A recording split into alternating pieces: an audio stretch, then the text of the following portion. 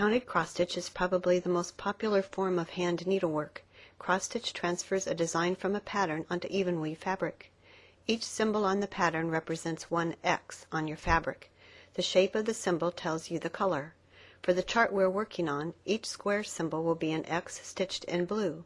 The symbol 5 will be an X stitched in yellow, and so on. Embroidery floss is made up of 6 individual strands of thread. Cut a length of floss about 18 inches in length. Then pull out individual threads one at a time. This will make your stitches lay neater on your fabric. Cross-stitch uses a tapestry needle. A tapestry needle has a large eye, so it's easier to thread. It also has a blunt tip. To thread your needle, you can use a needle threader, or you can pinch the thread over the eye of the needle to make it easier to thread. To start stitching, bring the needle up from the back of the fabric, leaving a 1-inch tail on the back. Stitch one diagonal of the X. Stitch over the tail of thread on the back for the first few stitches. Never use knots on the back of your fabric. Continue to stitch just half of the X for the entire row. When you reach the end of the row, work back, completing the X. It does not matter which direction the top of the X slants, but you want all of your stitches to slant in the same direction, otherwise your stitching will appear uneven. If we were stitching on 14 count Aida, which is a good fabric to begin on, we would use 2 threads.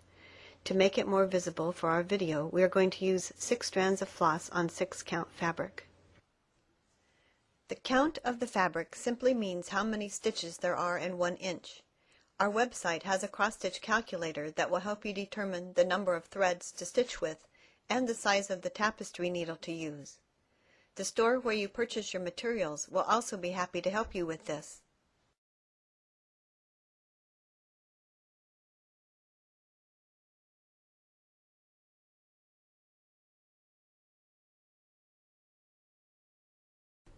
When you've completed all the X's on the first row, simply drop down 1 row and stitch the next row.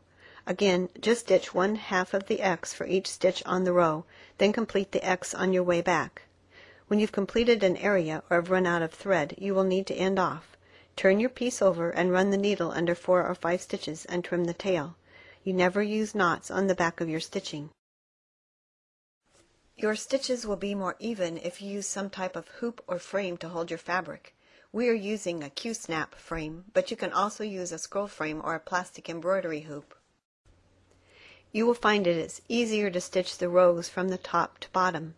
Sometimes when you move to a different color or area, you will need to count to find where to start stitching. This is easy to do. Start stitching the new area the same as before. Bring your needle up from the back of the fabric, leaving a 1-inch tail which you stitch over to secure the thread. Stitch half of the X on a row, then work back to complete the X's on that row. Your stitches should lay flat on the fabric without distorting the fabric. It's easy to pull your thread too tightly. Stitch a row with less tension to see if the stitches look better. If you run out of thread before you complete an area, just run your needle under a few stitches on the back to end off. To start stitching again, you don't have to catch the tail like we've shown before. All you need to do is run your needle under a few stitches on the back of the fabric, similar to how we ended off, and continue stitching. Keeping your stitching neat on the back will help when you try to frame or finish your project.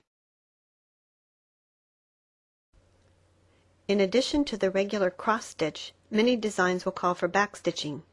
Back stitching is a running stitch used to outline a color or to make lines. Back stitching is always done last. On our design, the strings for the balloons and the words are done in backstitch. Usually backstitching is done with half the strands that you used to make the X's. Start by anchoring your thread as before.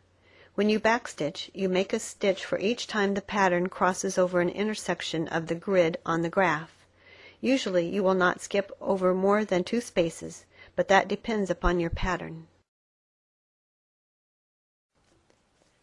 I hope you found this video helpful. A printed version of this lesson is available on our website. Be sure to visit your local needlework store. They love stitching and will be happy to answer any questions. They can also help you find that perfect project to get started stitching.